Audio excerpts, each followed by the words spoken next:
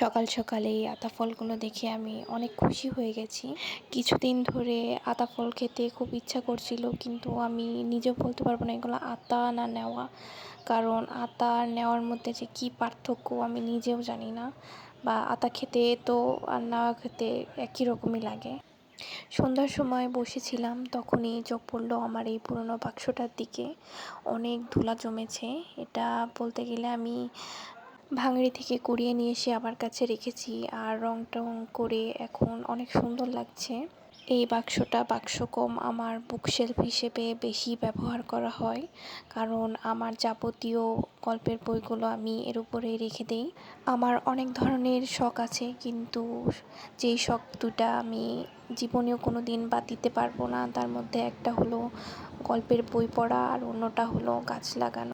এই দুইটা জিনিস আমার জন্য অনেক বেশি গুরুত্বপূর্ণ, কারণ গল্পের বই পড়তে আর গাছ লাগাতে আমি অনেক বেশি ভালোবাসি। সারাদিনের কাজকর্ম শেষে এই দুইটা জিনিস আমাকে অনেক বেশি শান্তি দিয়ে থাকে, যার কারণে এই দুইটা জিনিস আমার অনেক প্রিয় শখ।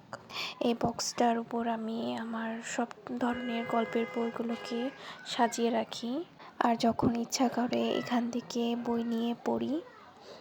আমার ভবিষ্যতে ইচ্ছা আছে আরও কিছু বই কেনার। যা বই আছে আমার জন্য যথেষ্ট নয়। এখন আপাতত এই বইগুলোই পড়ছি।